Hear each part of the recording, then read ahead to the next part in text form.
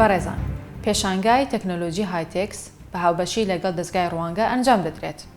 یەکێک لە ئامانجە سەرەکیەکانی ئەم پێشانگایە گرنگیدانە بە پرۆژەی بچووک و هاوکاریکردنی کارسازان.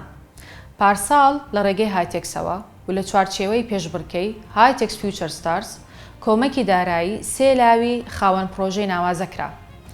خۆشبەختانە ئەم ساڵ ئەو ئامانجە فراوانتر کراوە، ئەویش لە ڕێگەی پرۆژەیەکی دەستگای ڕوانگە بە ناوی Invest My Idea واتە بیرۆکەکەم و بەربهێنە. پرۆژەی بیرۆکەکەم و بەربهێنە پلاتفۆرمێکی تایبەتی دەستگای ڕوانگەیە کە ئامانج لێی کۆکردنەوە و دەستەبەرکردنی پاڵپشتی داراییە بۆ پرۆژەکانی لاوان. لەم ساڵدا ئیڤێنتێکی تایبەت بە پرۆژەی بیرۆکەکەم و بەربهێنە لە نێو هایتێکس ئەنجام دەدرێت کە تێیدا ژمارەیەک پرۆژە بە شێوەی ڕاستەوخۆ پاڵپشتی دارایی دەکرێت.